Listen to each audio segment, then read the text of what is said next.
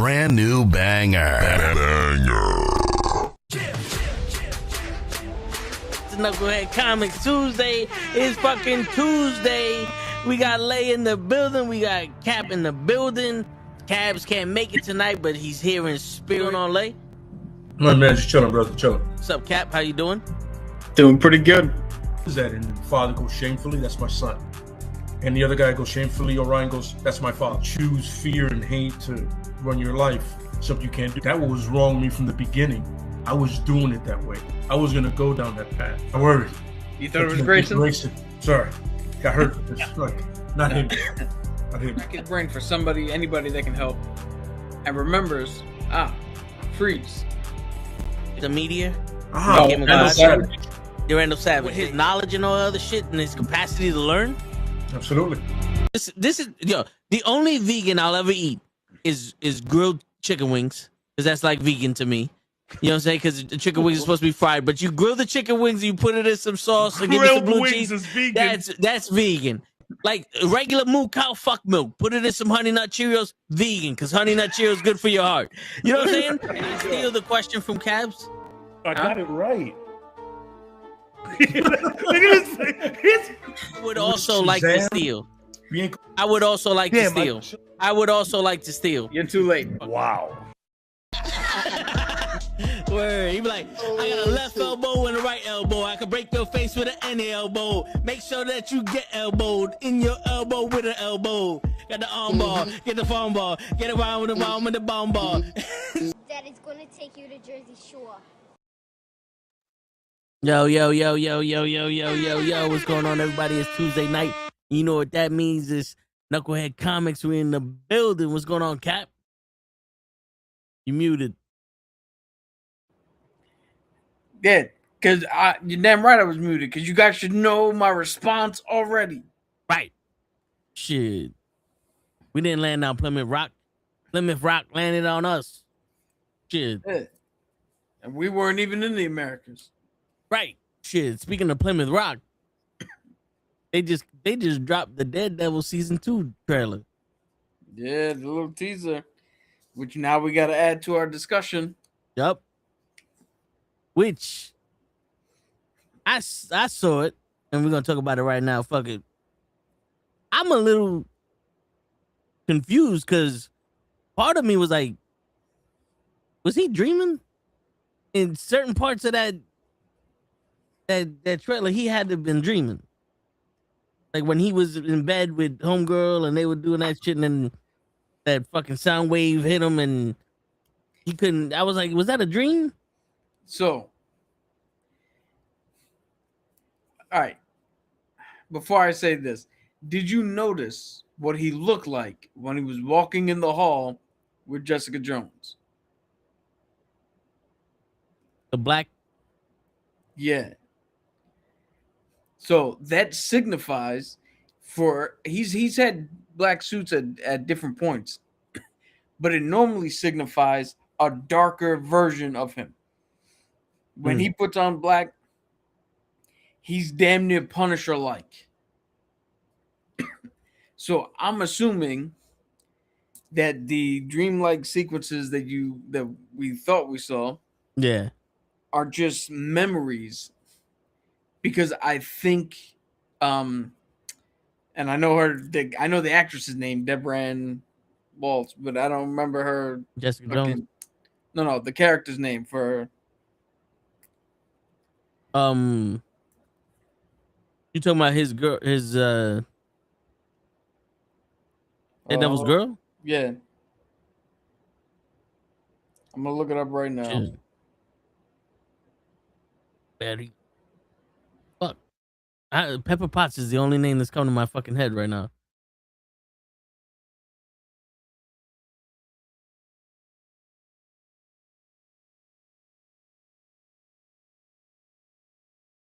Sarah on the island. Sarah O'Neill. Sarah Connor. What makes Karen Page. Karen Page. There you go. See, we knew it. I think she dies. And that sends him into a darker state, and that sends him into the black suit. And I think when Karen Page shows up, not Karen Page. Now I'm mixing up everybody. Jessica Jones. When Jessica Jones shows up, and he's in the church, that's at the moment where like he's at his low, and she comes in and is like, "Yo, Matt, let's go. Get up off your ass and do something." Because remember that dude put up the sign, Matt Murdock is missing. Okay. So what I think happens is, I think we get, I think the series will probably start out with Matt already missing and shit already happening. And then we'll flash back and see that he was starting to be happy. He was starting to get everything he wanted. And then Fisk took him out or tried to take him out. There was a big ass incident. And as a result, Matt's gone missing. Karen Page winds up dead. Bullseye's running around somewhere. And now we have a fucking thing on our hands where Matt's out for blood. Because if you peep this, and I don't know if you did, when we saw Bullseye, they sprinkled the little whipped cream on top of his shake. Yeah. And he had that big smile. Yeah. And then when they went into Daredevil, he looked up when the police or that anti-crime for whatever that was. Yeah. He looked up and had that big smile too, signifying that he shifted his view of justice. I mean, let's see, because there was parts of it that I was like, the fuck, and then Kingpin in that boxing match. I don't know who he was fighting, but I was like, yo, that nigga's dead. That had to have been a celebrity boxing match, and he's dead now. Go home, you ain't coming. Well, I want to know who the dude is with the fake Kingpin mask. Yeah, this is some crazy shit. And it's supposed to be 8 episodes, also. Yeah. Was it me, or did they show a scene or a flash of where the Punisher got caught? What's going on, Leon? I didn't see anything with John Bernthal in it. No, not with Punisher in it. Just remember when he walked up that ramp and it was like the outside and all those fucking Punisher people were like, he went there to fight him and then he's in the cage and shit. Like, I felt like I saw like one of those scenes. Like that location? Yeah. It was a flash. A lot of shit flashed for a second. But that Leon, we're talking about the Daredevil season 2 trailer. That shit was very psychedelic. That shit felt like it was more of a artsy trailer than something. But let's hope that means that this is gonna be some crazy ass shit Marvel's gonna throw at us. Yeah, after the first season, I trust these guys to do their job correctly and to make a good show. What we were coming out of, what was it, last year, right? When we were like, yo, Daredevil season 1 and X-Men 97, probably 2 of the best things Marvel has done in years. Yeah. And we got them both coming again this year. Soon, too. Today is the release of Wonder Man. Which I've actually heard that Wonder Man has been getting very positive reviews. But now let's take everything, with a grain of salt here. It is being reviewed by reviewers and not common people who have seen it, not the audience is what they. Yeah, not to be that guy, but didn't they also say the same thing about She-Hulk?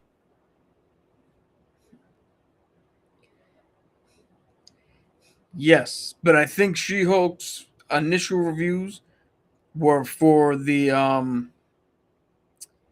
like the first few episodes. And then after that, because even the audience score was high coming out of the first 3 episodes. And then shit started tanking. Yeah. Because the first 3 episodes was good, and then they went into that whole.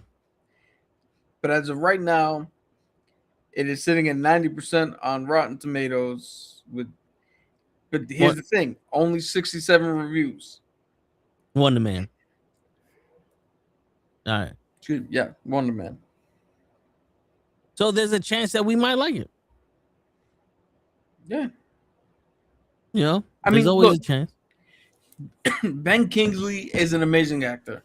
Mm-hmm. He wasn't the problem with Iron Man 3. He was great in Shang-Chi.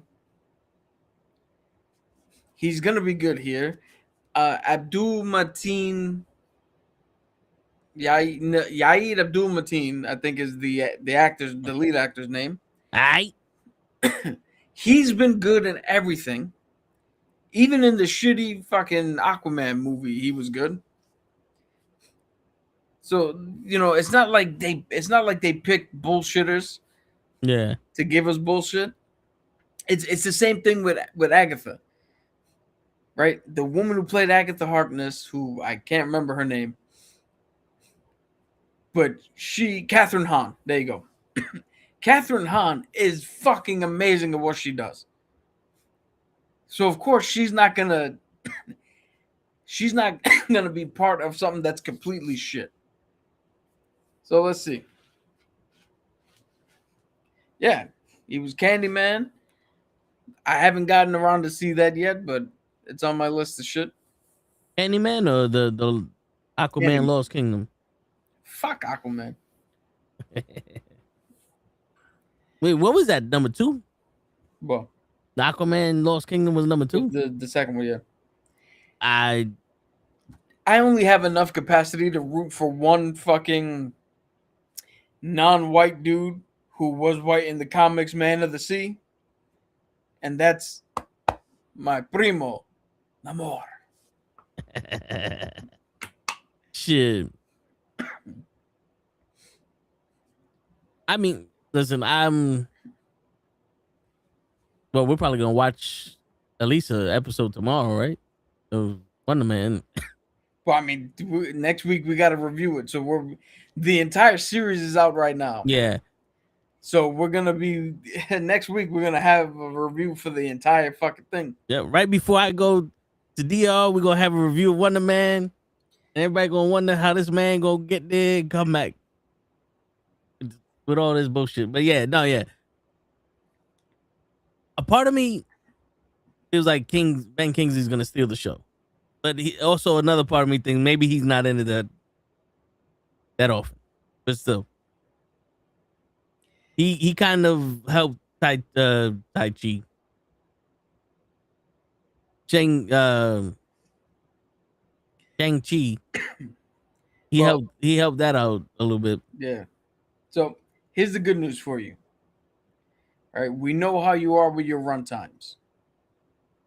Yeah. So here's at least the run times for all 8 episodes. Okay. 35 minutes, 34 minutes, 34 minutes, 32 minutes, 26 minutes, 36 minutes, 35 minutes, 35 minutes. How is that good news? You're the one who says just only use the amount of time necessary to tell the story you want. Yeah. You're gonna give me 8 episodes of a fucking X-Men cartoon. All right. So what you're saying is that this is an incomplete series. This series is gonna be incomplete. That it's complete. We're already starting at a downward spiral now. All those reviews have been fucking fabricated by Jon Favreau and the monkeys from Superman, and we're being lied to. Shit. But hey, listen, we got March 27th is Daredevil season 2. Also, Invincible, the next season, supposed to be coming out. That looks pretty good. You know, if you don't watch Invincible, it's kind of stupid, but the fight scenes in it are dope. Okay. So, you know, if you just watch like the fights, you'll be entertained. I heard that the boys are supposed to come out around the same time, but I don't know. They haven't said nothing about that yet. So I was just doing a quick little bit of math here. 4 hours and 27 minutes, complete runtime of Wonder Man. So we barely get half a movie. Well, we get half of a Lord of the Rings. Yeah. Shit. And all of them are out at once? Yes. All right. That's would the only suck. way I was able to get all the runtimes. That would suck if we had to watch that shit once a week. For 30 minutes at a time? Yeah. Because at that point, it'd be like, fuck it, we'll wait until the shit's ended to fucking binge watch the whole shit. I hate waiting. And then we had Masters of the Universe. That dropped also, the trailer for that. Now, I made a mistake a while back when the Street Fighter trailer came out. I said that the guy playing Ken is also the guy playing He-Man. He's not. He was attached to play He-Man the last I heard about the movie. Apparently, he was switched out for whoever this new guy is. This kid. Yeah, whoever this new actor is, which I'm not familiar with. Because not for nothing, I hear this dude talk, and I'm like, your child? Because he got no, like you even said it, he got no bass in his voice. Don't worry, it's mine. Well, I want to get into this deeper discussion because growing up with He-Man, in the trailer, you just hear him go, I have the power. When it has always been, anybody who knows, I have the power. Like there's a little pause. Yeah. So you can put the emphasis on power. And the only reason I'm not, trying to go deeper or yell or anything is because where I'm at. I'm not trying to, it is 9 at night. People might be trying to sleep. Word. We don't have the sword, so it doesn't make no sense. Like yelling Thundercats. We ain't got the sword. Yeah. But also, besides the fact that he got, a feminine voice, the world just seems so small. I know Lay's problem with it is that he doesn't like the fact that Earth is involved. Like, it didn't work with Dolph Lundgren. Take that shit out. So I think this is the reverse. Earth didn't work with Dolph Lundgren because they took him from Eternia and brought him to Earth. Here it looks like he's on Earth and they're bringing him back to Eternia. I'm torn. And I'll tell you why. This for me was like watching the Ninja Turtles, the Michael Bay Ninja Turtles, the second trailer. The trailer for the second movie, I should say. Yeah. Because remember, when it came out of the Super Bowl, I was like, oh, it's Kang! It's this! Oh, like all the nostalgia shit that I knew fucking popped up. And the movie's trash.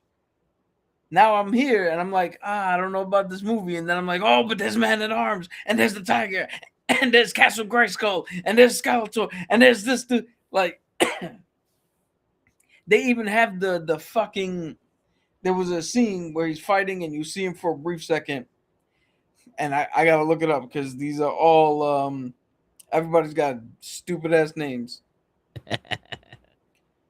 I'm gonna see if I can find the picture right now for you.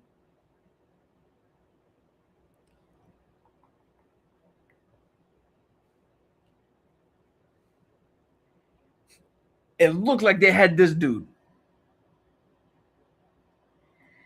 He was fighting on a bridge, and it appeared that one of his hands was a hook. Yeah. Or it could have been this dude. It was just a flash of a scene that I'm pretty sure if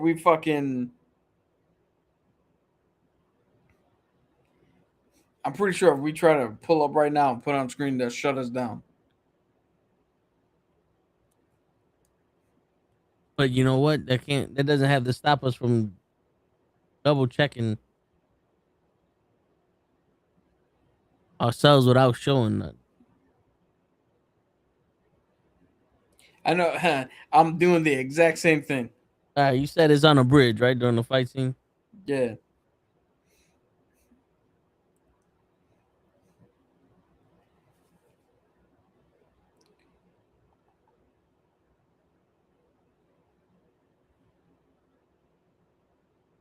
It is. It's almost like towards the end when he. Nah, this dude right here. Look at the. Ah, I got it. Right here. No. Not Metroid Prime. This guy.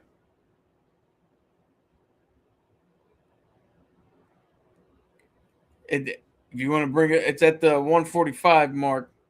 This dude on the bridge.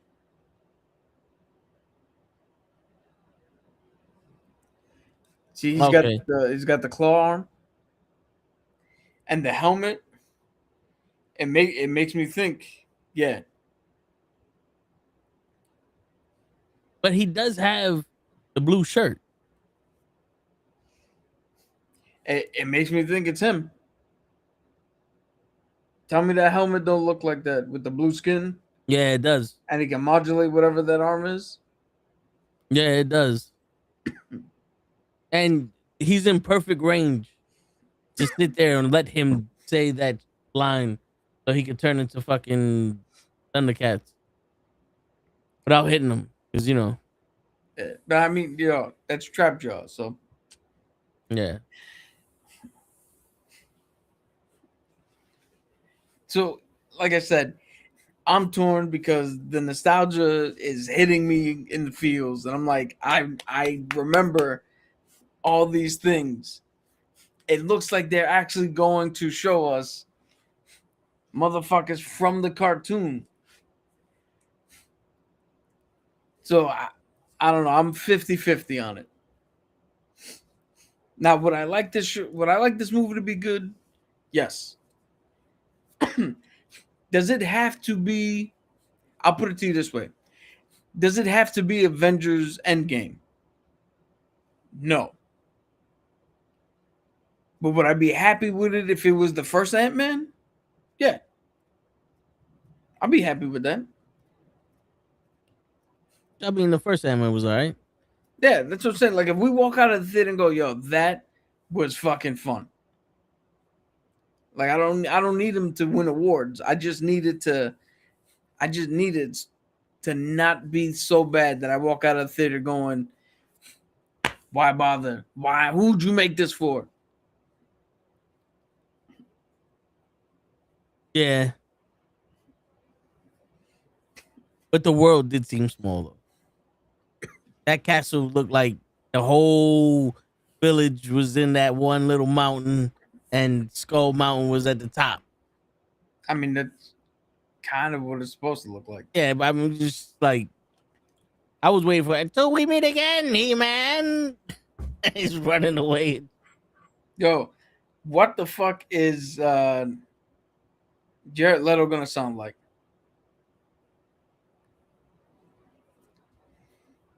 Yeah. Is he just gonna come up like, I'm just gonna hurt you real bad? Like, Jared Leto's not known for his voice acting.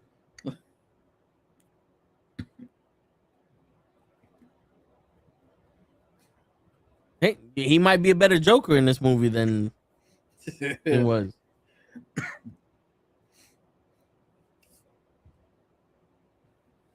Shit.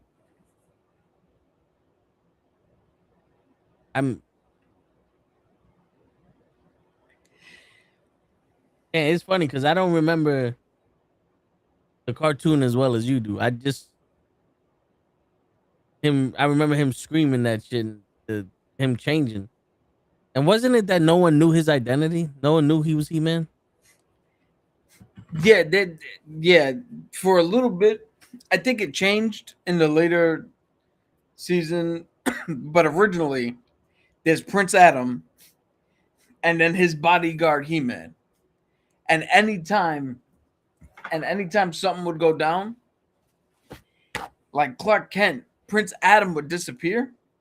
He would disappear, say the line that nobody fucking heard, apparently, and then He-Man would show up. And I'd be like, yo, Adam, you just missed it. He-Man was here. And he'd be like, I missed it. Ah, shucks. Shit. The old school fucking way of telling a story. Of the no one realizes that you was gone every time he's here. Well, he played his part correctly. He played the sniveling fucking coward that he's supposed to be, so nobody would suspect that he was He-Man.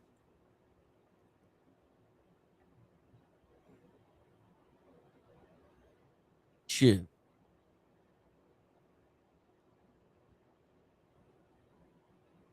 But then in this one, everybody knows he's He-Man. Everybody knows that's Iron Man right there.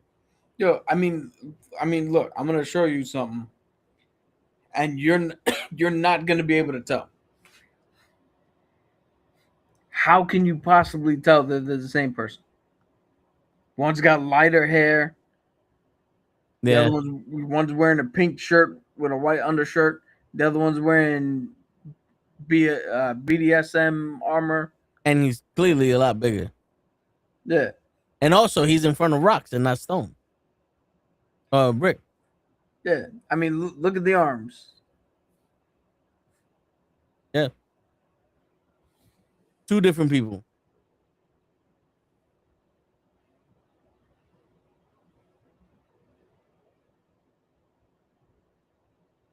Completely two different people. Shit. But now, when does that come out? Shit, I just hold on.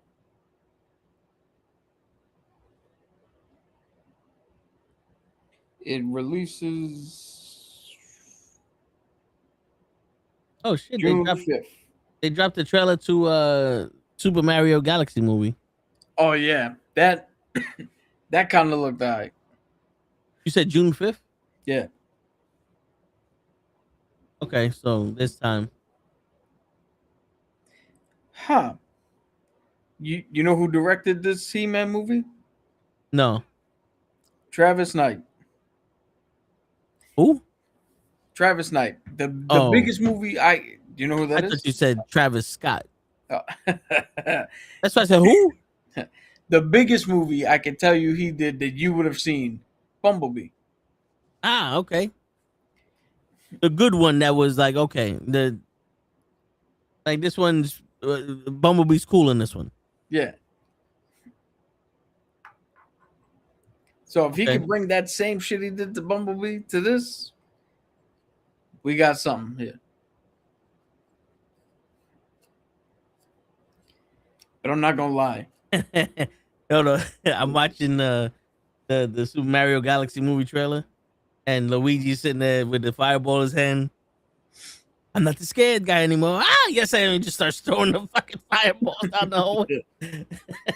That's actually kind of funny. Yeah, I mean, this seems more intriguing. But then again, it's Mario. Yeah, and we're gonna get to see the Yoshi for the first time. And it's funny you said that, and the Yoshi disappeared on it.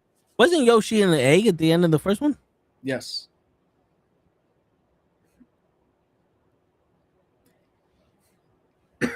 Although it's weird, it seemed like they just showed up to some Mexico part of Super Mario World, and they're like, "Where is he?" And they're all like, "In there." Shit. So some dinosaur just shows up and now he's part of the group. Yo, that's how the fuck it was. I like how he grabbed the apple from his. He had a real dinosaur in that shit. I don't know what that's a reference to or what that's from. Anyone going to see Scream 7? You know, there was no promotion. I did not see not one fucking trailer or promotion for that shit until somebody said, "Oh, Scream's coming out later on this month" or some shit. Now, here's a funny thing. The last Scream movie I saw was Scream 3. I have not seen, obviously, 4 and 5 and 6. So I would have to go back and watch them. Where are they? Are they on Paramount? Is that where they're... Can I watch them now that...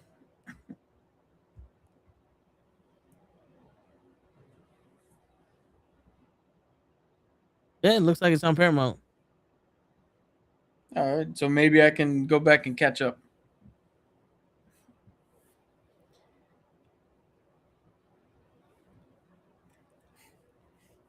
Yeah, I never really the biggest fan of Scream, and I know what you did last summer and all this new shit.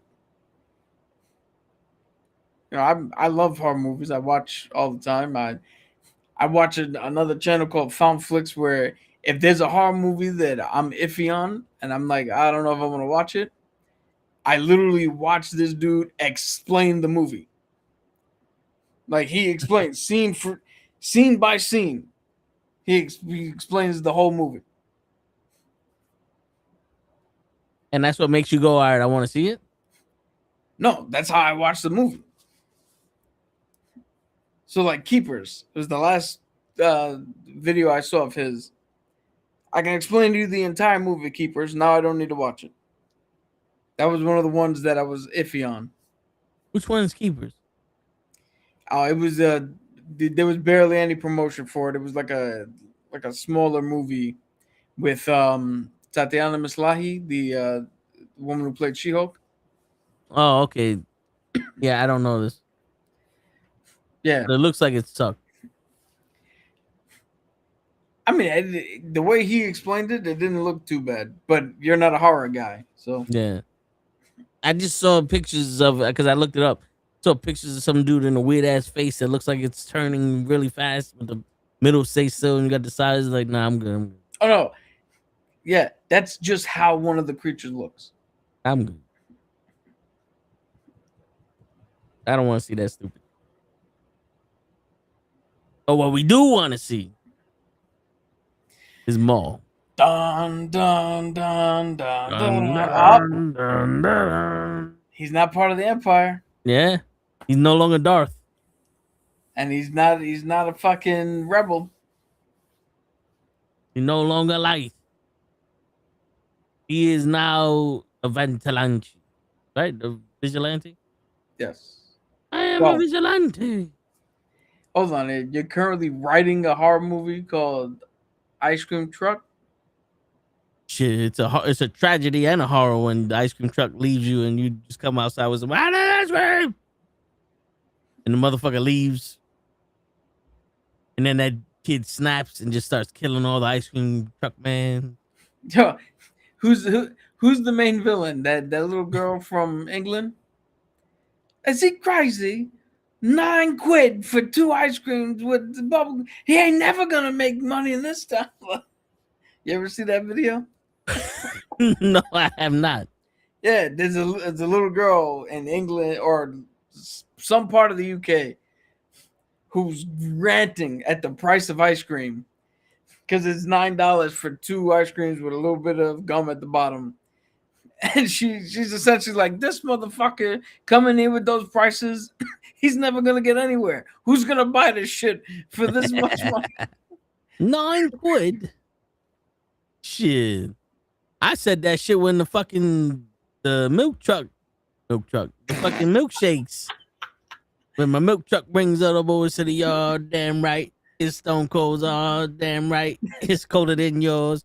I can teach you, but I got the anyway. The milkshakes fucking were like $6. It's like, you gonna be out your fucking mind.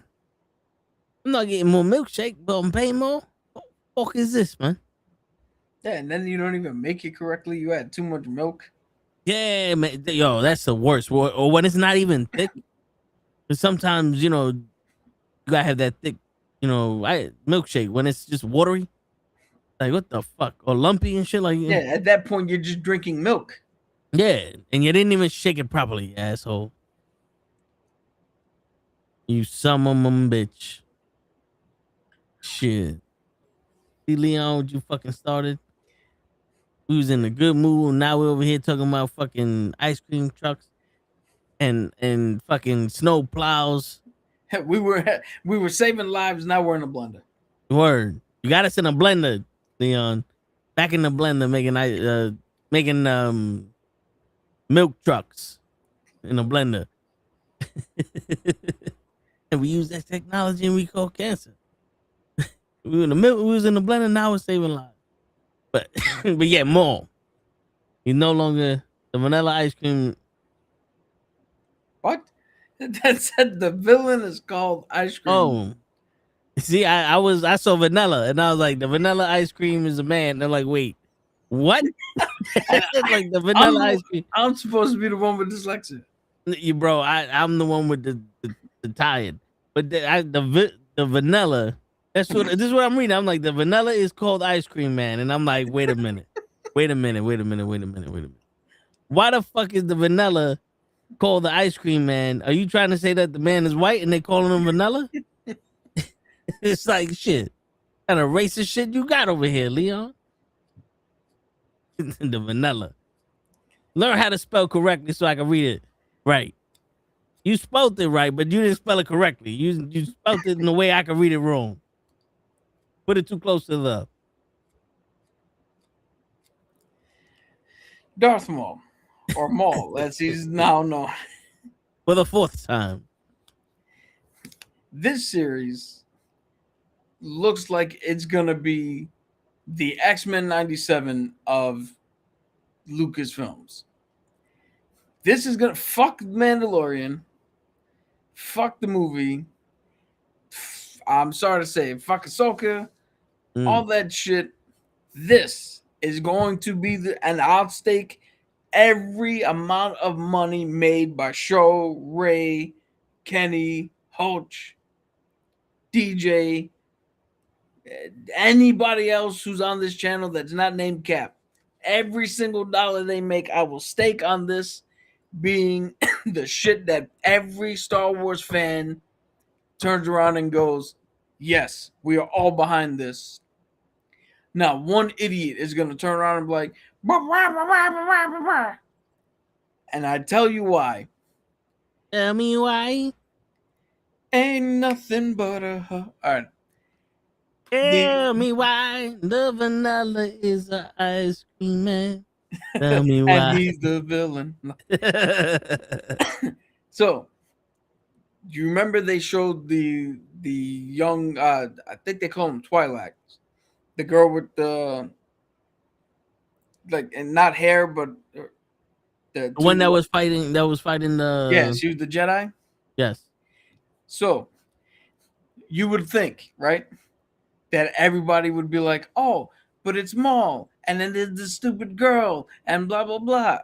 Except George Lucas himself, in writing his version of the sequel trilogy, the Emperor was dead. The Empire had crumbled. There was a vacuum. Darth Maul had secretly returned. He took over the underworld, found that little Twilight girl, trained her as his secret apprentice to take over the galaxy. And his sequel trilogy, Maul would have been the main bad guy for like the first one to fight Luke Skywalker. And then I think her name was Talon. She would have taken over. And she would have been the main villain. And it wouldn't have been about going after the galaxy and running the world. It would have been about bringing back the dark side and trying to go after the underworld, like, you know, the criminal world, I should say. Shit. So they can't sit there and talk shit, because this is straight from, this is now hearkening to what George Lucas has originally wanted to fucking set up and what he was going to write. So, was he making Darth Maul the new Vader? Yeah. Essentially. Shit. I didn't know all that, but that makes it even more intriguing. But the question still stands. Are we going to see Darth Maul fight Darth Vader? So, we don't know. That is a question that has been asked. Maul and Vader only fought once in a comic book that was written like for Dark Horse or something else that may or may not actually be canon. So, who the fuck knows? That would be the sickest thing ever. Yes, that would be. And especially in that animation, because that animation is dope. That animation looked real. Yeah, this is this is obviously not like direct images from George Lucas, but this is like what it would have looked like. And that was the girl that was saving the kids. Yes, so she is, I mean, this is well known if you know George Lucas's treatment. She is actually one of the Jedi younglings who survived Order 66. And Maul finds her and essentially doesn't turn her into the dark side, just opens her eyes enough to be like, look how fucked up everything is. Now tell me where your Jedis would have saved anything. And that kind of turns her. That's why she's loyal to him. It's not the fact that he turned into Joseph. What's up, guy? It's not the fact that he turned into Palpatine, or like he was trying to do the rule of two. No, he just showed how ineffective the Jedi were. And if there's only a light side and a dark side, you got no other choice but to go dark side, right? Yeah. Which isn't there technically another, like a gray Jedi? Where oh shit, I got you pulled up the whole time. Where there's a gray Jedi, and they said the closest thing to that would be Qui-Gon. No, Dooku. Yeah, so officially, there is no such thing as a gray Jedi. Right? But unofficially, a gray Jedi would be Ahsoka or Ezra Bridgers, somebody who was taught but is not strictly adherent to the ways of the Jedi, but is still on the light side of the Force. You remember the scene where in Clone Wars, so this is going back for you, so who knows if you remember this, but Obi-Wan went to Mandalore, and we found out that he once had a relationship with the true princess, or the queen of the Mandalorians, right? Yeah. And then one of her dudes betrayed her. And when they chased him down, Obi-Wan was standing there with her, and he was like, "What are you gonna do? She's not gonna arrest me, and you can't strike me down because you're a Jedi, and you don't want to show that side of you in front of her." and then Anakin comes up and just stabs the dude. I remember that, yeah. Yeah, that what Anakin did there, that would technically be Grey Jedi shit. So it's a Jedi acting independently and will be considered Grey Jedi. Yeah, because now that's one definition. Because there's no official definition of a Grey Jedi, many people have many different opinions on what a Grey Jedi actually is, varying from what I just said to Count Dooku's a Grey Jedi, to Qui-Gon's a Grey Jedi, to Mace Windu's a Grey Jedi because he can use Force lightning. Well, because my recollection or definition of a Grey Jedi for Count Dooku was that he believed in the light side. He just believed that the Jedi got corrupted and changed and became like a military presence and a police, where that's not what their purpose is. And he went to the dark side to change what the Jedi were doing. And that's what made him a Grey Jedi. It was like he believed in the light side and he went to the dark side to change what was happening. So he's not necessarily a fucking Sith Lord that's trying to. So people use that argument, but here's two things. One, yes, he was not a Sith Lord. All right, but he was a Darth. He was a Darth Tyrannus. Okay, that was his name. He took the name from Palpatine and he used a red lightsaber. Grey Jedis, again, varying scale here, but they're not really supposed to use red as their kyber crystal. Because if you bleed your kyber crystal, you're not gray. You bled it to be red. And with Ahsoka blessing the crystals and turning them white, that's what makes her grayish. Well, I say grayish because she's just somebody who is not a strict adherence to their rules, but still follows the light. Because think about it. Truly a Grey Jedi would be somebody who can keep his rage under control, doesn't bleed his kyber crystal, still has the color it originally was, but he's like Andor. You put him in a room and he's got to get out, everybody's dying so he gets out. He don't give a shit. Yeah. So would that make Maul a Grey Sith? No. Here's the funny thing. When Maul died and he got replaced by Anakin, Maul went crazy. And now that he's back, he's a dark side user, but he's not Sith. He's not Grey Sith. He's just a problem. That's what really he became. Was he? I guess we're gonna get this answer now, but he was also trying to kill the dark side, right? Well, we don't know. That Sam, what the fuck's his name?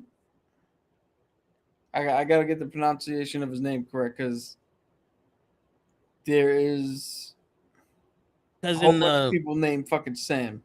Yeah, because in the Rebels cartoon, him and Ezra Miller were opening the holocron, and Ezra Miller was trying to figure out how to stop the dark side. And what was he trying to do? Trying to figure out how to kill Obi-Wan. Sam Witwer, the guy who's voicing Maul. Yeah.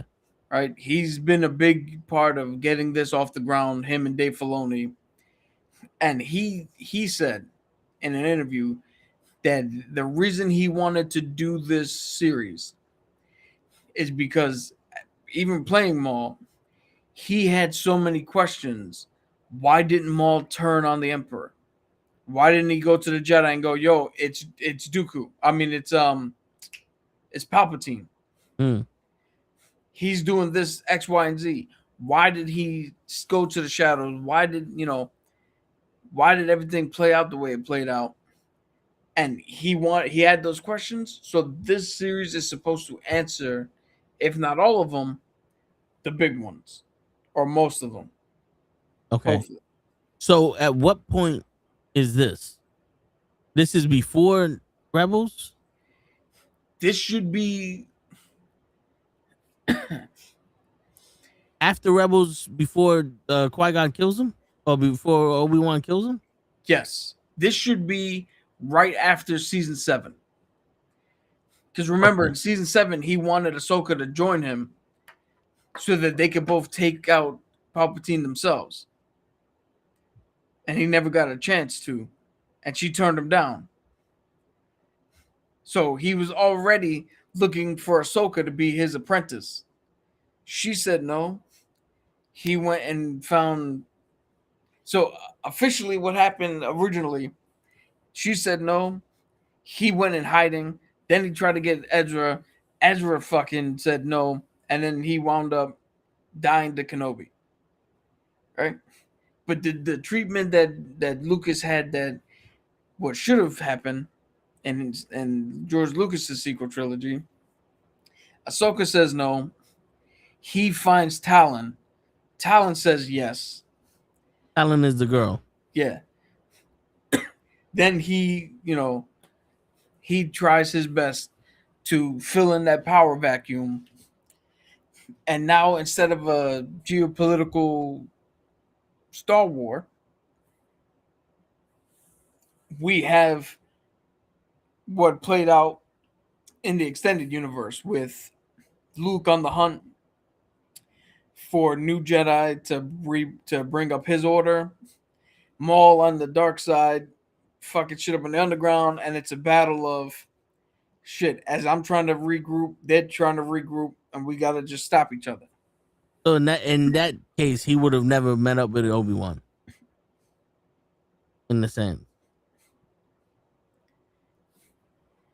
Yeah, so George Lucas should would have retconned that. Because all that happened Luke was before. He died before Luke was a grown man. Yeah.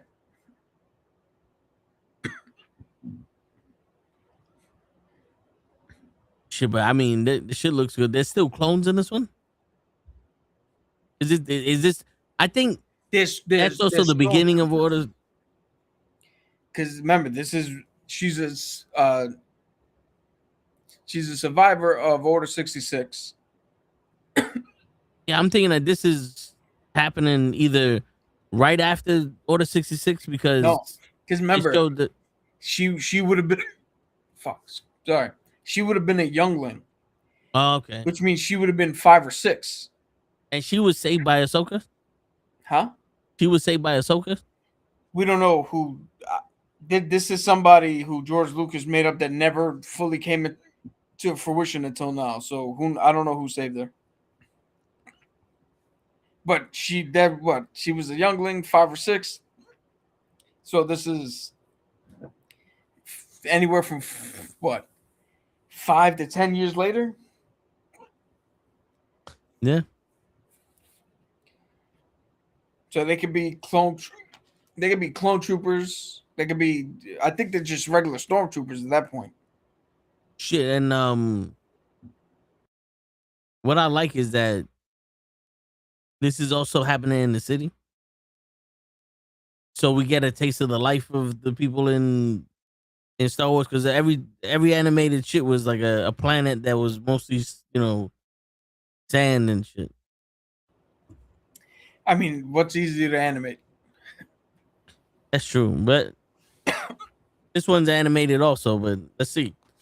Yo, but this is almost animated to look like there's a fucking animated filter over real life shit, like live action shit. Because some of it looks real, like right in the beginning, that shit looks real. Especially that the ship, the not the Death Star, the other big ship, like the homing ship, the Star. Yeah, that shit looked fucking real. Yeah. The question here, so would it have been better if we got a live action Darth Maul series? No, because the actor who plays him is older now. Sam Witwer's older now, and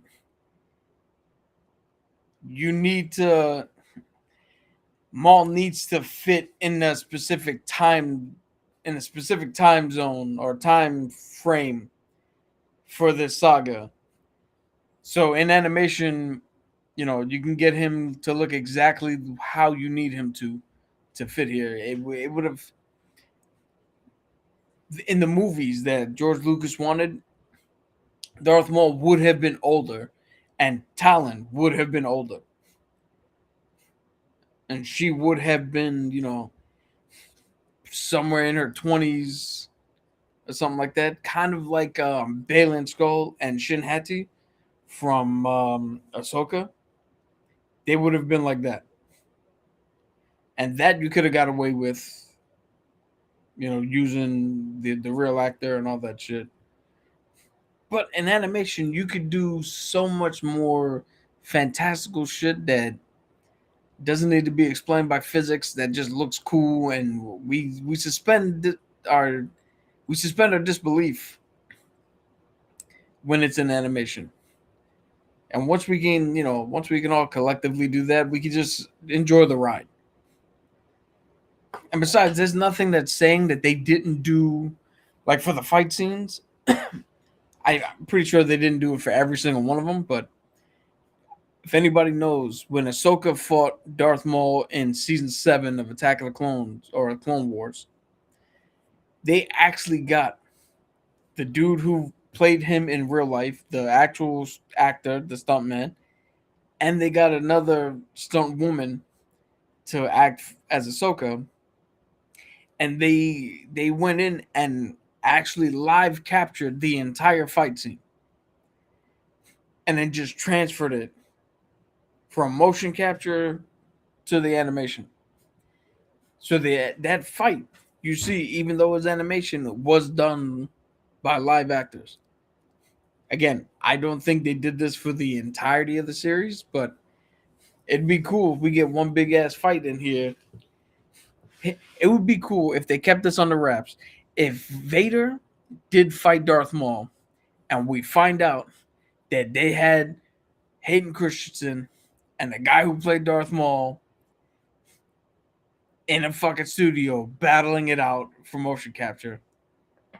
That'd be dope. And I forget his name, but it's the same dude who played Toad in X-Men and Snake Eyes in the G.I. Joe movies.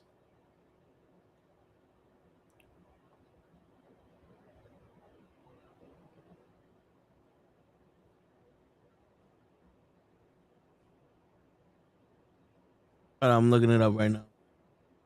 Ray Park. Ray Park. You know what's funny? The picture they have for Ray Park is him as Darth Maul. I mean, that's his big claim to fame.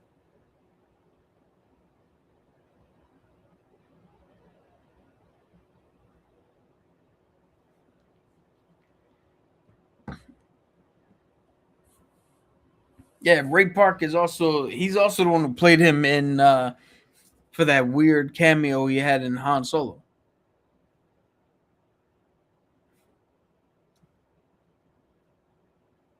Yeah. You know what's funny? They did to him the same thing they did to Vader. He did all of the lines on set.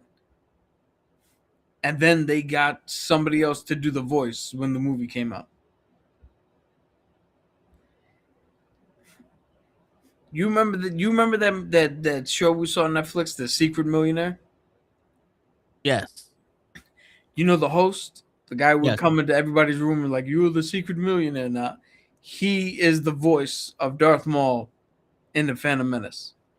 Really? Yes. That's crazy.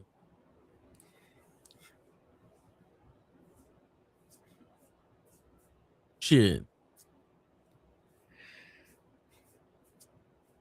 Yeah, but it's with this series, much like I trust Vincent D'Onofrio and Charlie Cox to really take care of their characters and make sure that the story makes sense and it's what needs to be done, I trust Sam Witwer in this role. He's such a massive Star Wars fan. And this is a story, I don't know if I've said this here, but he's said this in interviews before. He was new to the whole Clone Wars show.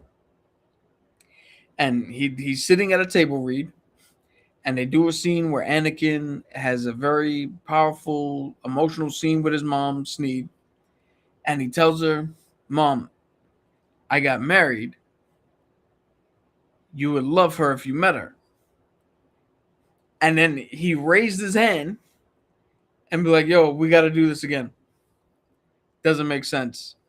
And they looked at him and like, why? Why doesn't this make sense, new guy? And he's like, they met before. They ate together when she took Anakin in Phantom Menace. Jar Jar Binks sitting at the table, grabbing the apples with his tongue like Yoshi. And they were all like, fuck, we got to rewrite this. New guy. Yo, he's so good and cares so much. He played Starkiller in The Force Unleashed, right? The secret apprentice of Darth Vader. They said when they brought him in, one of the first scenes, he's supposed to be meditating and building his lightsaber. And he said he got into the booth and he was like, and the director was like, yo, cut. The fuck are you doing?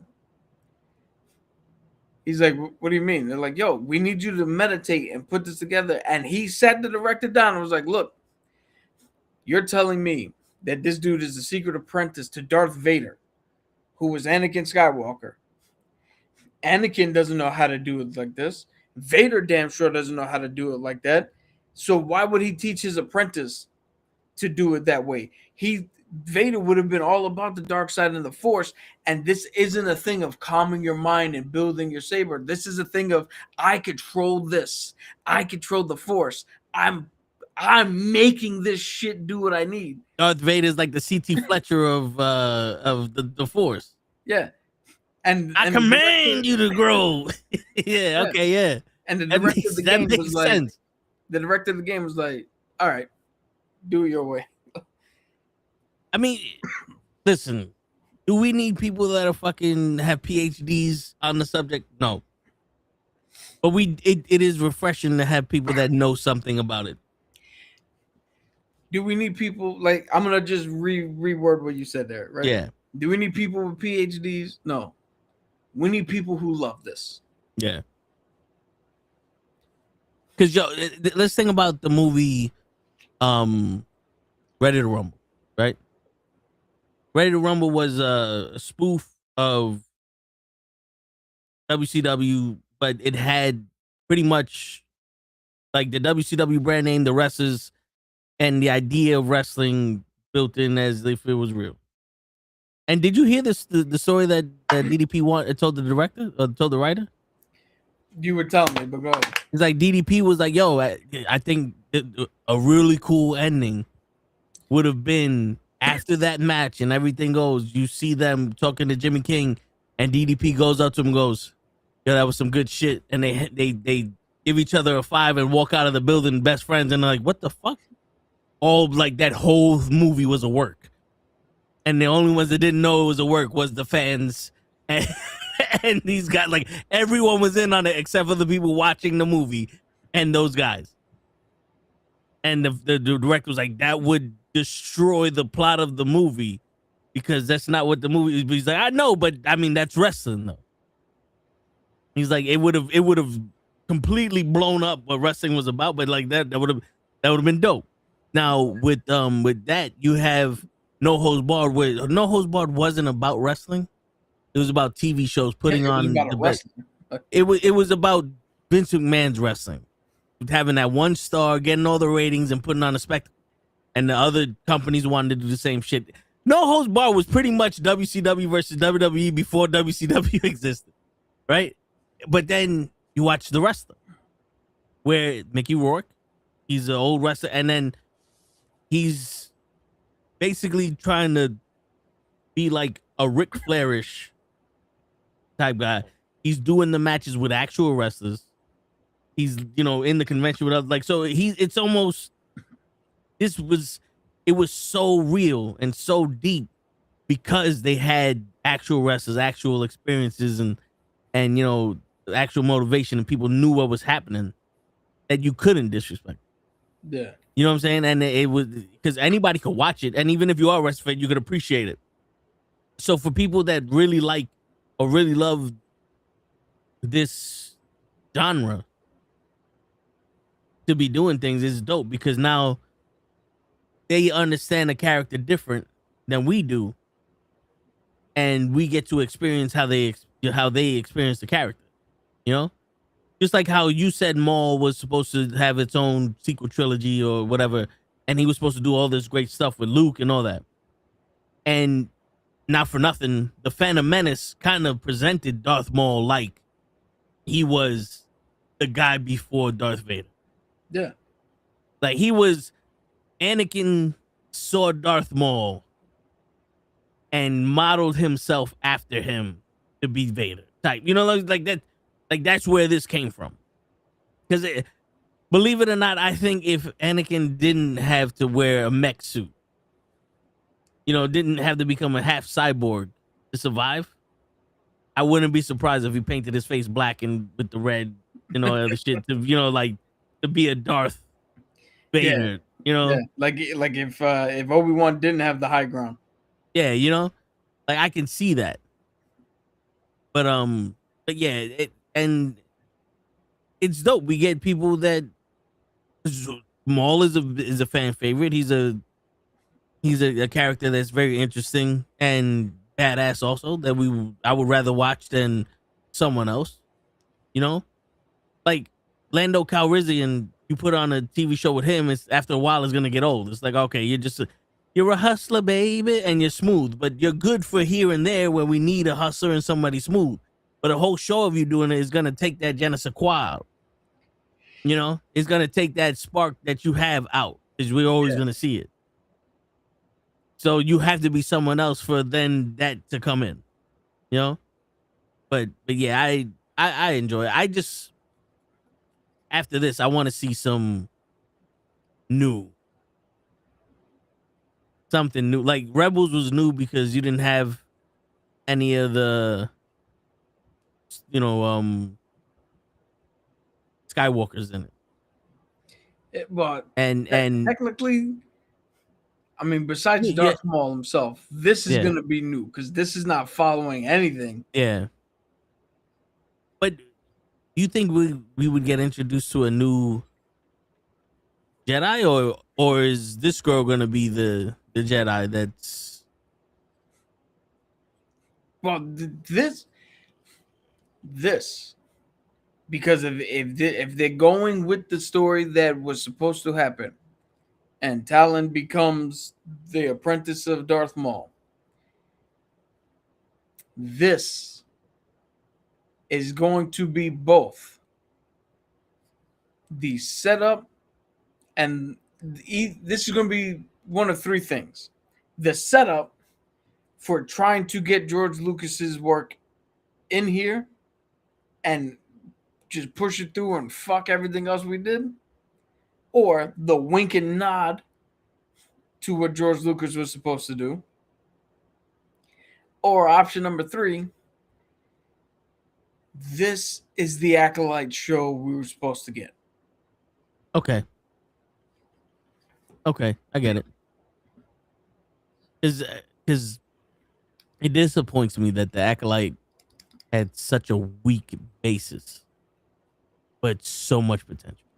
Like they had a lot going for it. Like you tweak a bunch of things in the Acolyte, and that's a good show. Like you had Trinity, which by herself is an amazing actress, and to see her as a Jedi is phenomenal. Yeah, you had the dude from the fucking Squid Games. Yeah, he was good in there. You had the fact that she bled the kyber crystal. Dope. You had magic that also went with the Jedi. Dope. everything else was weak. You had kurtosis that turns off fucking lightsabers. Like, word. That was Amanda's Steinberg's fault. That's the who's that the writer? No, that's the actress. Oh. Yes and no. I mean, I don't blame the actress because the actress can only do but so much with what she's been given. Like she It's did bad, the showrunner and the writers who fucked that up.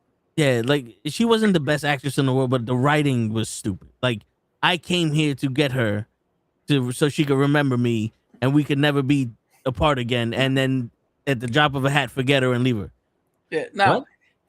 So here's what I'll say. As an actress, she didn't have enough to elevate what they gave her. And I say that because the woman who played Trinity, Carrie-Anne Moss, she elevated what they gave her. Yeah. And I don't know how to pronounce this dude's name. So the dude from Squid Games, he was good. Manny Santillo, the fucking dude who was training Amanda Stanford, May, or whatever the fuck, OSHA. Yeah. He was good.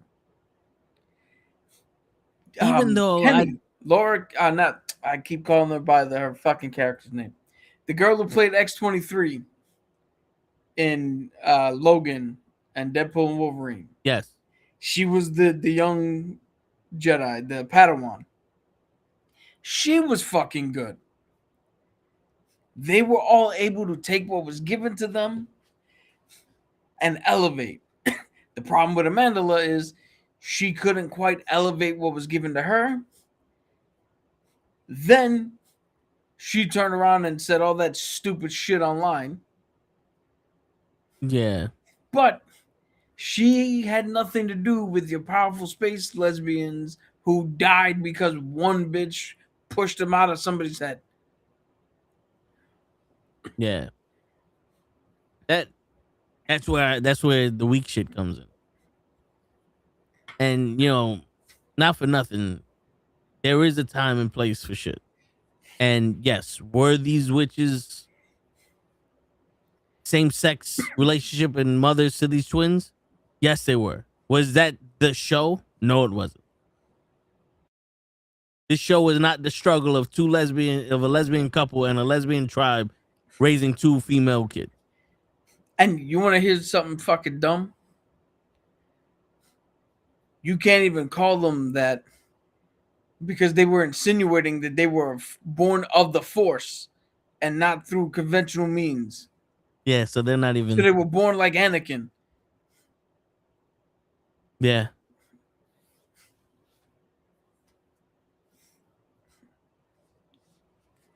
Yo, we beat that horse to the ground. Yeah, we beat that cat with a dog. This is the Acolyte show we're supposed to be getting, and I guarantee you, like I said, I'm putting everybody else who guest stars or who shows up for Nukkle Hedd Network, I'm putting all the money they've ever earned on this.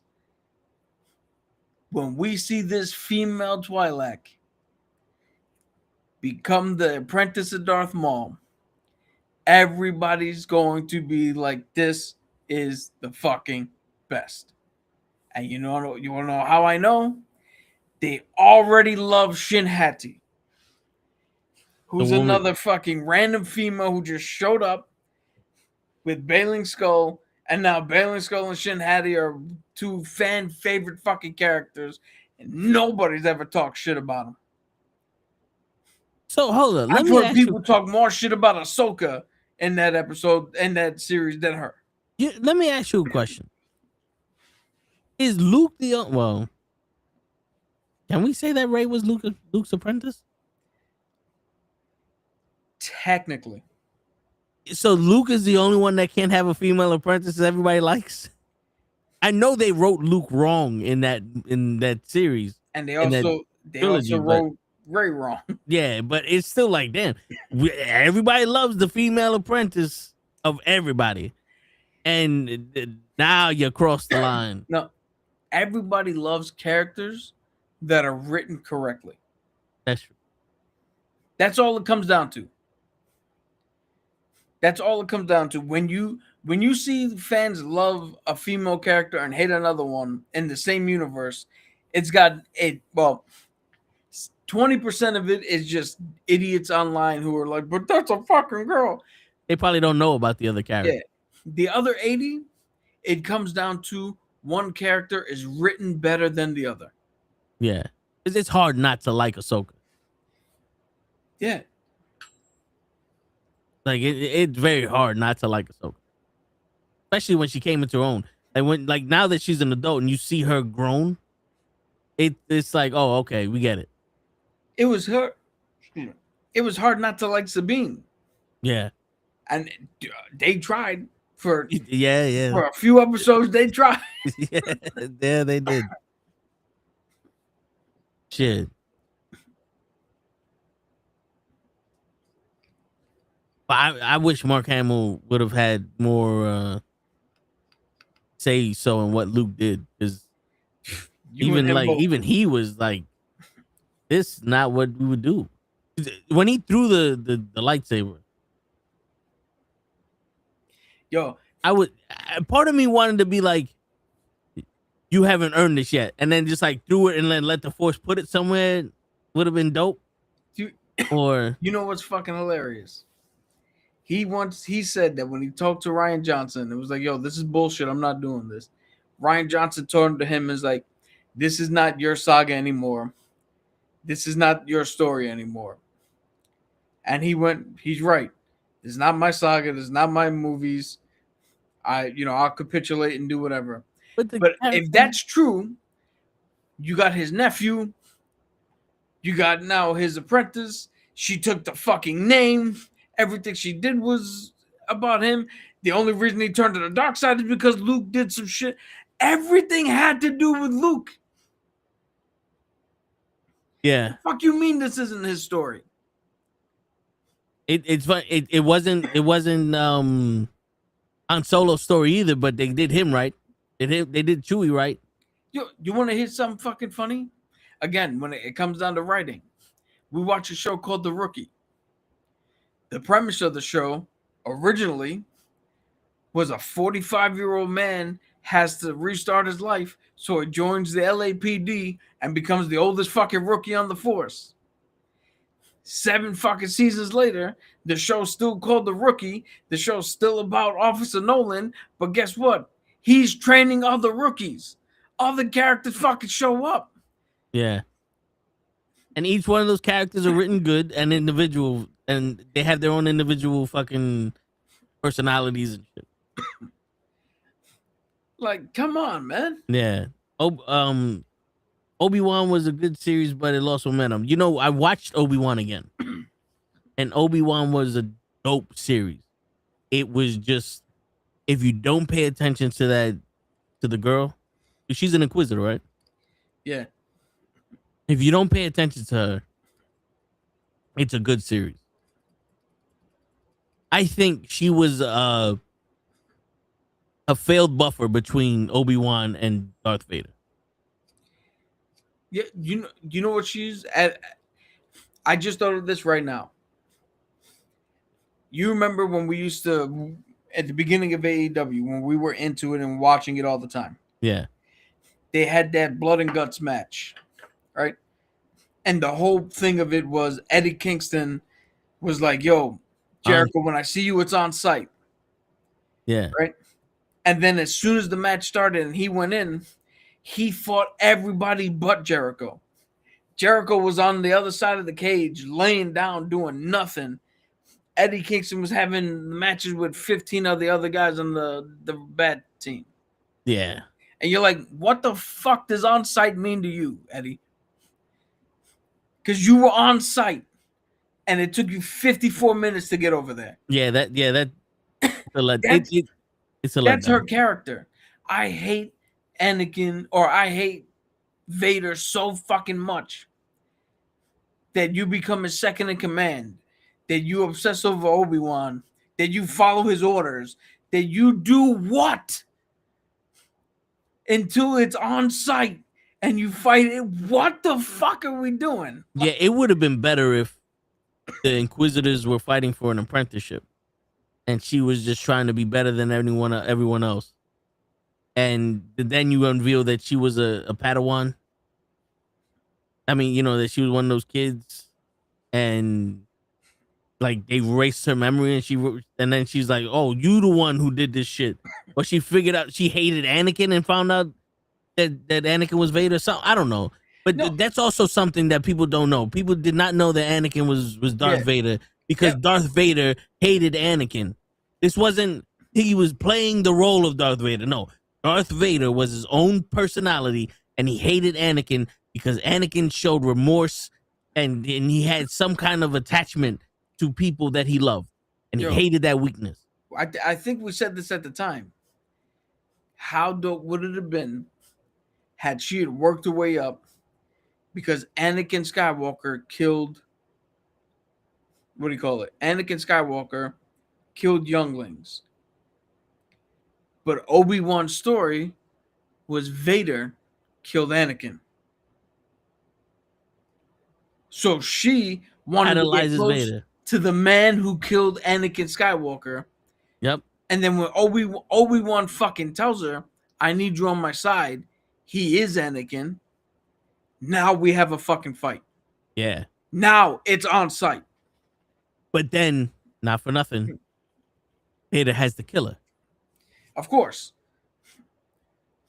Of course, because you can't beat Vader. Well, also, one, he has to kill her because you can't beat Vader. And two, you know, I was once Anakin Skywalker and no one can know this shit. So he killed her to like make sure that no one else knows. Yeah. And here's a third little pedantic reason why she needed to die. It makes no fucking sense that she knows Luke Skywalker's out there and Luke Skywalker's the son of Vader. Yeah. And what? Just a fucking pig? Yeah, because no one knew those kids were the sons of Anakin and Padme. They were the son and daughter of Anakin and Padme. The only people that knew would be Yoda, Obi-Wan, and Maul. No, the one who's taking care of Leia. Yeah. Maul, I don't think Maul knew, but Maul figured out he was there for a reason. Yeah, I mean. Yeah. But, again, it's not the actress's fault. They wrote her into a corner. But you know what they also did? By writing her into that corner that they can't get out of and explain, you also make Ben Kenobi from the original trilogy the biggest piece of shit liar on the planet. Because he lied to Luke saying that Vader killed his father. He never told anybody else that there was his fucking former Jedi turned Inquisitor, former Inquisitor, who also knows that Luke is here, roaming around some fucking where, never brought it up to anybody, never mentioned it to anybody, took her at her word that she was just gonna what? Yeah. Become old? Like, what the fuck did she do? And in the original movie, I don't remember the uncle and aunt going to Luke going, "Oh, here goes a gun, here goes some security measures that we had because we had an Inquisitor coming to kill you when you was a child." See, Darth Maul you get away with because the only one that knew that Darth Maul came was Obi-Wan. Yeah. And nobody was paying attention to Obi-Wan. Yeah. This Inquisitor came to the planet looking for Obi-Wan. She came to the planet looking for Luke. And she fought the uncle and aunt. Remember? Yeah. They came with the gun. They were ready for her. And this was not shown in any shape, way, or form in the original movie.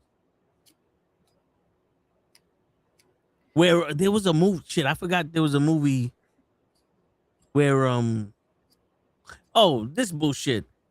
Somebody, and I don't know how real this is, but it said that there was an Easter egg in the original Fantastic Four movie with where Johnny Storm was Chris Evans, where they got their powers and they switched. No, not is part 2 because this is where the Thing and Johnny was switching powers back and forth. There was a statue of a dude in metal and it looked like Robert Downey Jr. And the dude's like, "Is that why he's Dr. Doom?" Motherfucker, we clearly know that he was not Dr. Doom in that universe. We know who Dr. Doom was. Yo. Ja. Ja. Enough. Holy fucking shit, man. Yeah. So it's safe to say that all of the trailers that came out, we're excited for Darth Maul the most. Yes. Besides Daredevil, because Daredevil. Well, here's the thing: we know. Let me do it before I break this. We know Daredevil's gonna be good. Darth Maul or Maul has to show us that Lucasfilm still has something worth fighting for. Yeah. Still has something worth investing in. That will buy enough cachet that to get us to Mandalorian and Grogu, and just hope that that's good, so that we can move forward now with the new regime. Oh, which is something we didn't bring up last time, because I thought Hoach was going to jump on to talk about it. But so Kathleen Kennedy, we've said it already. Kathleen Kennedy stepped down. 2 new people stepped up. One to do the financing, Dave Filoni to do the creative control. And I don't know what question he was going to ask, but if one of them was, how did Kathleen Kennedy even get to her position? She was the money man, the one who was able to secure the funding and do everything needed to get these movies made and to produce these movies. Lucas was the fucking creative control. That's how shit ran. It was a 2 tandem system. Like not Dagobah, Tatooine. It was a 2-star solar system. And then when he left, for somehow Palpatine returned. Somehow they let her take in a little bit of creative control. And that's how we got all this stupid shit that happened. Starting with, and I will fucking say it until the world is blue in the face, Bob Iger bitched out and was like, but they hated the prequels, and forced them to change from what George Lucas was doing to just slightly remaking A New Hope. And that sent us into the tailspin that we're at.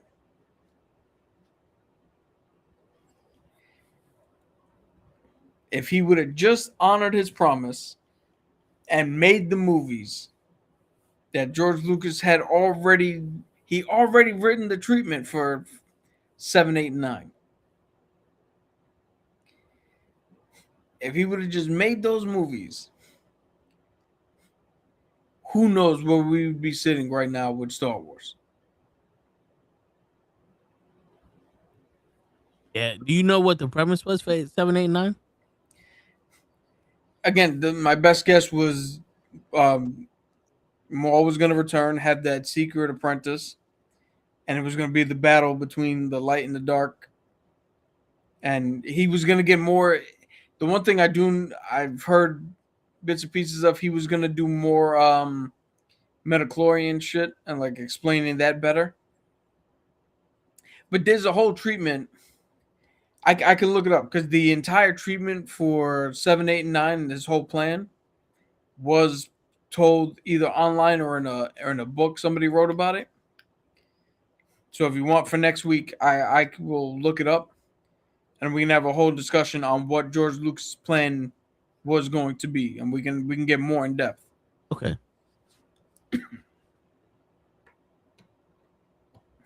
Shit. I would like some of these other shows like Dark Raven and all those other mythologies to come out, because they made the shorts, for lack of a better word, those with Marvel, the Star Wars Legends. They made those things, which are kind of dope. But it's like, why wouldn't you, throw some of those stories that aren't canon in there? It would be like, not for nothing, a series of this dude getting kidnapped by the dark side, getting brainwashed, then getting kidnapped by the light side, getting unbrainwashed, then getting kidnapped again, his brain breaking, and the dark side and the light side have to team up to fight him because now he's too fucking good. Like he's too powerful. That would be an awesome fucking show. Yeah. And then we also, how dope would it be if you have a show just for the dark side? Not even the Siths, just like the dark side with like Bane, right? Reading the book, it's basically the Sith. Their only mission is to kill the Jedi. So they it's a school where they learn how to fucking be a team and work with each other and depend on their instincts and all this other shit. It's like he's learning how to be a Sith Lord. Darth Bane. And then we can get that shot where Darth Bane is sitting there and he's like, to me, my dark side. No, but you know what I'm saying? Like, because there's a bunch of scenes in there. Like, this dude has a fight. You're not supposed to use the Force. And he uses the Force to kill somebody. And they're like, why'd you do that? And, he comes up with some shit, but it's like a teachable moment. And then you start realizing, wait a minute.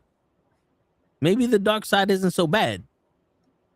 But but that's just one aspect of it, and it can go into where now Bane got so obsessed with power, and he's like, "Yo, there's too many of y'all motherfuckers. You diluting our shit," and now it's the rule of two. Because that's who made the rule. Like, how dope would that be? We get those stories in like a TV show or something. It doesn't have to be in a movie. You get enough. This is the thing. You get enough projects for the universe to survive. Where I'm talking, and the reason why I say this is because I know you say you can't oversaturate stuff and all that, you know what I'm saying? Where you have a fear there's too many shows and people have to watch too much shit and all that. But the thing is, we come from a wrestling background. Wrestling does not take off season. Every Monday, there's Monday Night Raw. Every Friday, there's SmackDown. And then there's other wrestling shows that show up every week. So we're used to a plethora of wrestling. We don't have to watch all the wrestling. We may miss this here or there, for the sake of an argument. We may not watch SmackDown. So we may not watch the She-Hulk, right? But we watch Raw. We watch Daredevil. But if we were to jump in and see Wonder Man, TNA, this is dope. Yeah, all right, cool. It had nothing to do with SmackDown or Raw, but this is kind of dope. You know what I'm saying? But if you watch like Star Wars, you keep that universe alive, and people will be like, "Oh, I love Grogu, and I love the Mandalorian. I hated Boba Fett, and I hated the Acolyte, but I like the Bad Batch, and the Clone Wars is dope. Oh, you should watch Rebels. All right, blah blah blah." And people are in there, and they go, "Oh, I didn't watch any of the movies, but I like this show." Yes. Here's the other side of the coin, though. One of us doesn't really watch wrestling at all anymore because it got too much, it got too stupid, and it was starting to get pointless. Well, because what's her name was running it? What's her name? The one that you don't like? Catherine Kelly? Oh, Kathleen. Yeah. What's her name? Kathleen Kennedy. Kathleen Kennedy was running Raw. She still is. But so that's one point. Already in your thing, we have living proof of somebody be like, nah, I'm not watching none of this shit now. Two, so the reason that's not, it might happen now that what's his name is in charge, Dave Filoni. But the reason we were never gonna get that before is because Disney literally took all the extended universe shit, threw it out, and instead of the Old Republic, they made their own history, the High Republic. Raven and Bane and all that, they're not in the High Republic. Some people, like Dave Filoni, was able to sneak in some of their names because you needed to pull while you're building your High Republic shit. We need names to get people in here. Yeah, we need something familiar. Names. Yeah. While you're building your shit, because it's the same reason why Jericho won the AEW title at first. We need somebody people know. We can't just start off with Buffalo Bob winning the fucking title. Yeah. But who knows how it's going to be in the future. Yeah, and plus it'll give us something to watch. Like, not for nothing, there's not a lot of shit to watch on Disney Plus, on any of these streaming shows once you see it. Yeah, but I've said it here many times. I don't watch much shit to begin with. Yeah. I had a fucking 45-minute debate with my coworkers on my lack of watching television. You know what's crazy? Where there's literally like 12 fucking streaming sites of movies. And what movie you see me watch the most? Casino. Yeah. Every time it's on one of these shows, I fucking throw it on. Yeah, Goodfellas, Casinos, and A Bronx Tale. Always those three. Always. Yo, what does this tell you when there's millions upon millions of hours of streaming shit to watch? And I take my phone and I sit in a dark living room with the TV off and I'm watching some skit from some other channel. Well, the country. Yeah. He watches British shows. Yeah. I'm on YouTube because the only way I could get I'm on YouTube watching British game shows essentially. Which I'm not gonna lie, they are actually funny. Yo, I love the humor, I love the stories. Like, yeah. Speaking of someone who's gonna fuck everything up. Sure. No, worse than show. Kenny? And I'm telling you right now, I'm not watching this movie if it comes out. I think it's bullshit, but if it does, I'm not watching it. Judge Dredd reboot. It says it's officially in the works with Takawaka Kiki. I am not watching it. Yeah, but you know whose fault that is? Stallone. No, that's the people's fault who failed to show up for Dredd, the Carl Urban remake. That one was good. Yeah, but it made no money. So now it doesn't get any fucking... Hollywood doesn't see it as a viable thing to continue. Number 2. If this happens, I'm going to be very disappointed. Cynthia Erivo. Her too. The both of them. They're not... Either one of them is not good. Is in talks to play Storm in the MCU. That's been happening for a while. Now,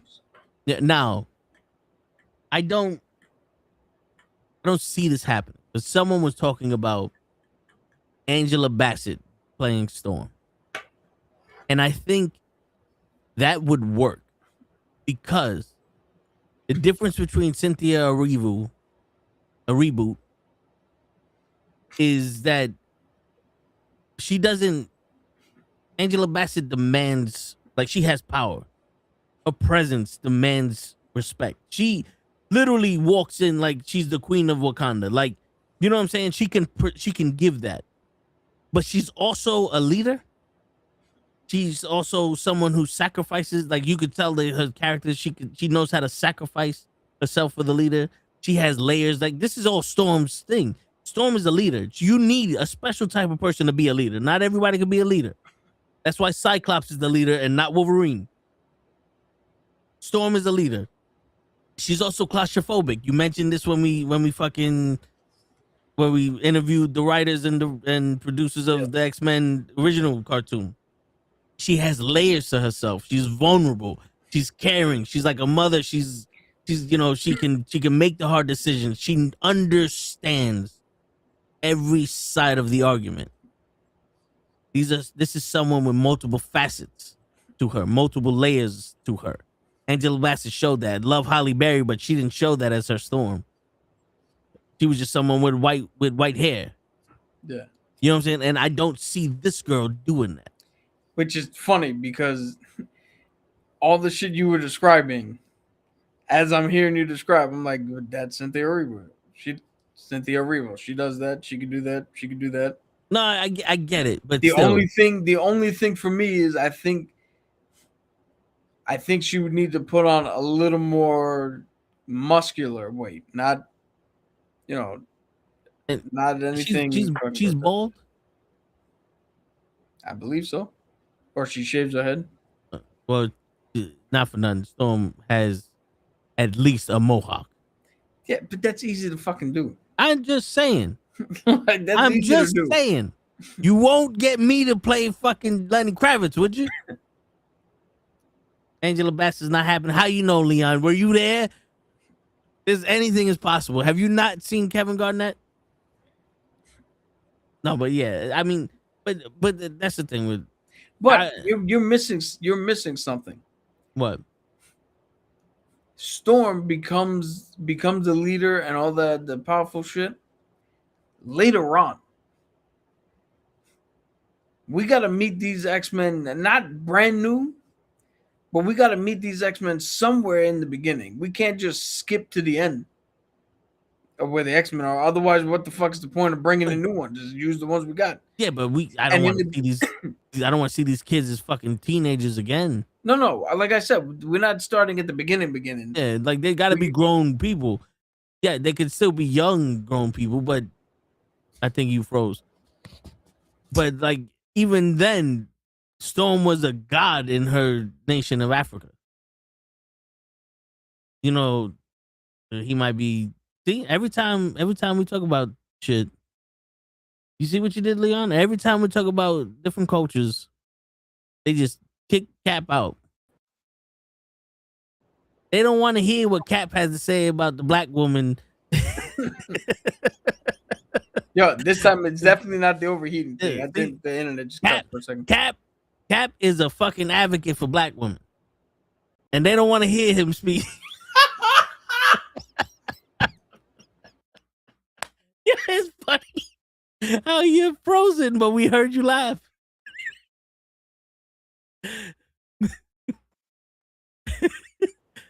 All we did was hear you laugh. You was frozen, and we heard you laugh. Can you stop saying it so I can speak? Yeah. Since they're gonna cut me off anyway. Because as soon as you said it, I got frozen again. Oh, we heard you dying laughing after I said it, but you. So what I was gonna say is, where we got to meet them somewhat in the beginning before they reach their full zenith. And we plan on keeping them for a little while. Yeah, and in that time, we just seen it in X-Men 97. Storm gives up her power. She doesn't know who she is. She's struggling with shit. She's not confident. She could lead, but she's not the leader yet. And Cynthia Erivo could do all that. How's she gonna do that with Ariana Grande tied to her? We'll CGI her out. It's like that. What was that? That was the name of the movie, right? Attached by the Hip, where Matt Damon and this guy were Stuck on You. Stuck on You. There you go. It's Stuck on You, Attached by the Hip. Same shit. That was the first name. That was the name overseas. The fucking Siamese twins. Yeah. Now we can make. I was gonna say make her Jubilee, but she's not. She's not Asian. Who? Ariana Angela Grande. Bassett? Oh, Ariana Grande. I don't. How funny would that be?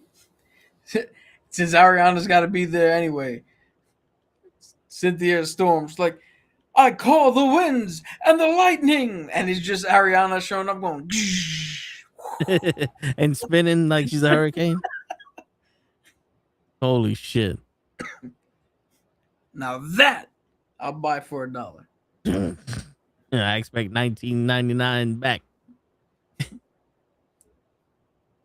But yeah, so the Judge Dredd shit, I'm put my foot down on that. Can't have no. Speaking of Wakakiki, Time out. go ahead, see what you can say. See what you're gonna say. You know what? Taika, do it. Make the Judge Dredd films. I got the Sylvester. Yeah, make Judge Jet. Make the Judge Dredd films, or the 2000 AD films, because that's the actual title of the comic it comes from. Make them. I got the Sylvester Stallone one, which I fucking love. I don't give a fuck what anybody says. And we got the Carl Urban one, which is even better than that and truly amazing. I already got 2 good movies I can watch whenever the fuck I want to watch them. So you do whatever the fuck you want to do, man. Not gonna bother me. I knew you say that. How do you plead?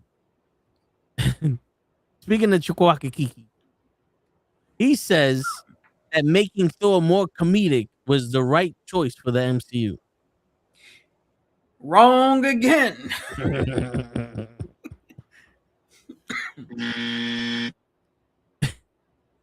No, it wasn't. Maybe for Thor Ragnarok. And trust me, I'm not gonna be on your side on this one either. But that's the only one you have a fucking argument for. Yeah, because listen, I don't know if you know this, Taika. Stormbreaker's not a sentient fucking being with feelings and the text. It's a fucking weapon made to destroy shit. Yo, listen. We saw him be mature in the first Thor to get the fucking right to Mjolnir. The right to wield Mjolnir. The second Thor was just fucking abomination. I'm not even gonna mention. But after his mom died, we saw him go through that little grieving process, but he didn't really go through it until everyone snapped in Endgame. I mean, in Infinity War. And then we see him get back to where he is in Endgame. But yes, did he get over all that shit speaking to his mom? Yes. Does that trauma last forever? Yes. Does everybody make mistakes? Yes. But at what point does being someone who gets tricked into not being worthy of Mjolnir in the first one, what Loki does to him, because he goes and fights the shit because Loki tricked him into doing that and his father casted him out, to being a complete idiot?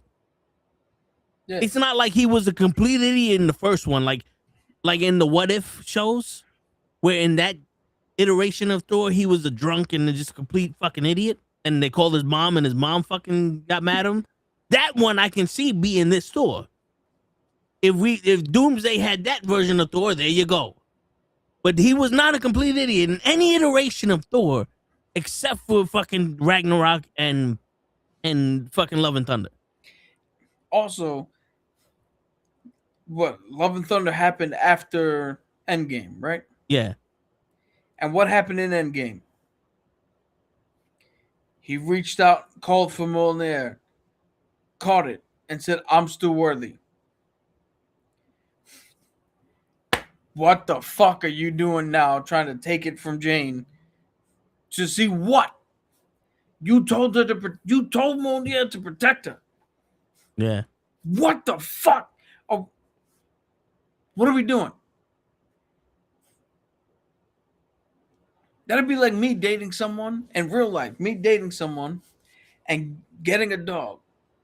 And when I have to go away, I'm like, no, I feel better with you being protected by this dog because I can't be here anymore. And then the minute I fucking show up, I'm trying to steal the fucking dog back. Word. Now you still play with the dog. You like, oh, the dog remembers me and all that, but the dog is doing its job. But no, yeah, show. You remember Thor, right? Love and Thunder and Ragnarok, the movies that you didn't see? That's right. Well, the guy who directed them said that Thor being a complete idiot and a dumbass in both of those movies was the good choice for the MCU. Are you telling me the God of Thunder, one of the most powerful people, has to be fool? Has to be drawn out to be a fool or whatever? Yep. Because if you think about this, let's do this. Thor 1, he gets tricked, he gets cast out, and he has to earn the right to wield Moliere. Let's say now Thor 2. My man's taking a shit. Look at that. Word. Let's say Thor 2 is the Avengers.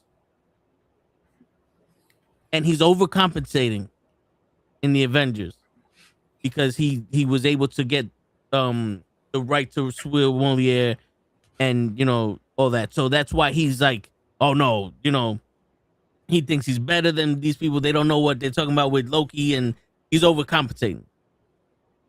Right? Does that make sense? Yes. Then the next time we see him would be Age of Ultron, where he gets a little too comfortable with these people. And he lets them examine the stone, and he's like, blah, blah, blah, blah, blah. Here goes his mistake, and they made Ultron. But he went and seen the Vision, and he's like, all right, yeah, you got to make Vision, because Vision is whatever the fuck case may be. And he finds out about the Infinity Stones. His sister comes now. We take Ragnarok off the board, but his sister comes, destroys Moliere. He loses himself. Because everything he was based off of was the fact that he was worthy enough for Moliere. And then Infinity War comes, and he realizes that it's not Moliere that he's worthy of. It's being the king of fucking Asgard that makes him worthy. He who he is makes him worthy. And he's like, I have to protect the galaxy. And that's what makes him go, we need a weapon to kill Thanos. I don't need a weapon to feel worthy. And he steps up and risks his life to make Stormbreaker. But he fails. Thus questioning now his false bravado of, I don't need Moliere. Endgame comes, and he's fucked up. His mom convinces him it wasn't none of this. And he gets Moliere and goes, I'm still worthy. But that means more to him than anything because he lost himself in Moliere. Now that to me is a compelling story of growth. Yeah. We don't need comedic shit there. We didn't even need fucking Thor 2 and 3. Before I show you what I have on my phone, listen to this. Making Thor comedic was the right pitch for Marvel. Okay. But you chose a storyline specifically about a dude who was betrayed by the one god he believed in and became a god butcher.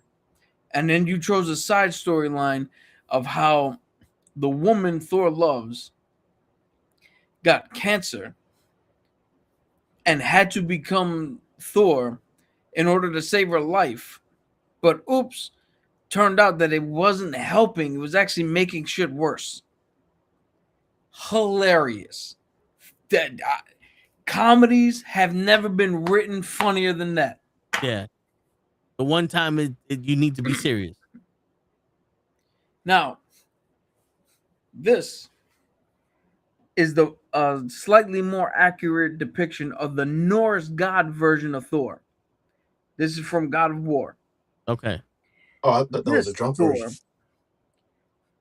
What? I thought that was the drunk version that we saw. It says fucking God of War right. Anyway, that he's on his phone. He can't see that well. I'm taking the shit. That don't count. Don't take the shit anywhere. Just leave it in the toilet bowl and flush it.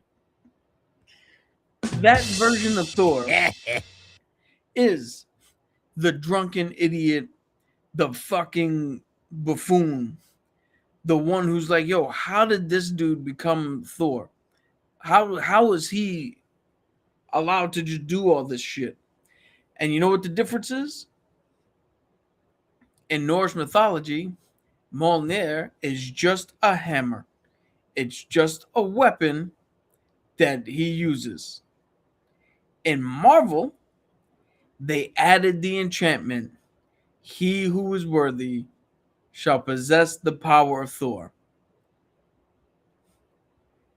That's the fucking difference. In Marvel, you have to be worthy to lift the hammer.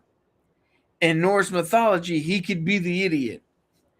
When the fuck has somebody like that been worthy of anything? Yeah. Because not for nothing, the way he acted, Tony should have been worthy to wield Mjolnir. Yeah.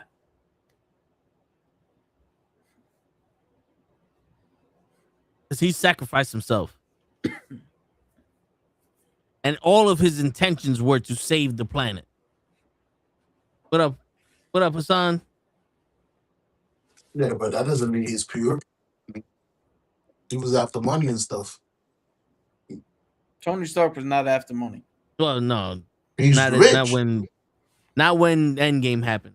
Yo, he was already fucking rich. Yeah, his father was rich. He wasn't after money. He just took over.